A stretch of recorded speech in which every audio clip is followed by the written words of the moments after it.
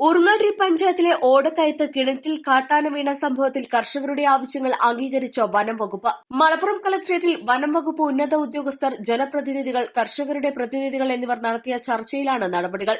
ആന വീണ കിണറിന്റെ ഉടമയായ കൂരങ്കല്ലിൽ സണ്ണിക്ക് നഷ്ടപരിഹാരമായി 1.5 ലക്ഷം രൂപ കൈമാറി. കാർഷിക വിളകളുടെ നഷ്ടപരിഹാര തുക വർദ്ധിപ്പിക്കാനും വന്യമൃഗങ്ങളുടെ ആക്രമണത്തിൽ കൊല്ലപ്പെടുന്നവർക്ക് നൽകുന്ന നഷ്ടപരിഹാര തുക 10 ലക്ഷത്തിൽ നിന്നും 11 ലക്ഷമാക്കാനും തീരുമാനിച്ചു.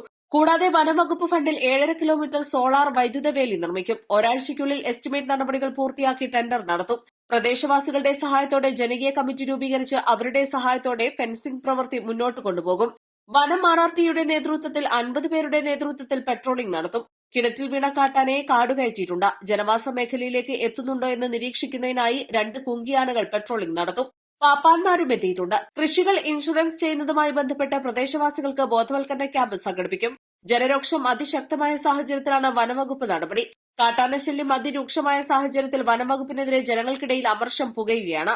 ജില്ലാ collector V R. Vinod, Nilambur north DFO P. Karthik, south DFO Dhanik Lal, Perinthalmanna sub collector, Urungatti panchayat president, വാടകം, കർഷക പ്രതിനിധികൾ എന്നിവർ പങ്കെടുത്തു.